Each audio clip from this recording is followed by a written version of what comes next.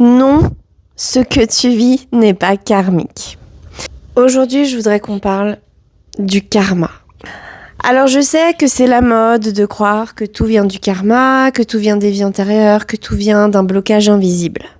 La vérité, c'est que moi, de base, je suis énergéticienne.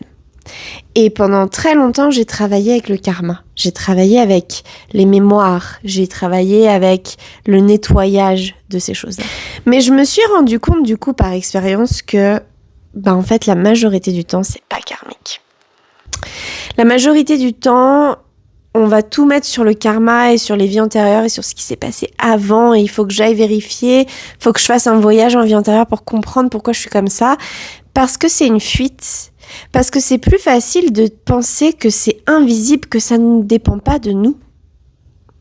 Alors qu'en vérité, le changement, c'est aujourd'hui, dans ta vie actuelle, dans ta réalité. C'est pas parce que tu vas aller nettoyer ton karma que ta vie va changer.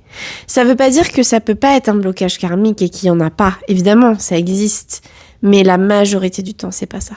La majorité du temps, c'est vraiment des choses sur lesquelles tu peux agir. Mais c'est plus facile et c'est déresponsabilisant de dire « Bah non, ça vient du karma, ça vient de ci, ça vient de ça vient d'ailleurs. » Ça vient de partout sauf de moi. Alors je suis pas en train non plus de te rendre coupable et de te pointer du doigt en disant « Ça vient absolument de toi et il y a que toi, c'est toi, tu es responsable. » Non, mais tu es responsable d'une partie. La partie sur laquelle tu peux agir. Donc c'est quasiment jamais karmique. Et si t'es tellement attaché à cette personne, cette personne toxique, cette personne qui te fait du mal, si t'es tellement attaché, si t'es tellement dans un loop, dans un schéma, que t'arrives pas à ne pas y penser, c'est pas forcément karmique. C'est peut-être tout simplement un schéma de survie. Et c'est peut-être tout simplement quelque chose que tu peux déprogrammer.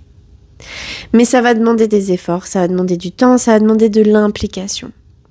Tu peux pas continuer à remettre dans les mains des autres ton destin et dire c'est karmique, cette personne elle va nettoyer et tout va bien se passer. Non, parce que même si c'est karmique et même si la personne elle nettoie ton karma, ça changera pas tes comportements aujourd'hui.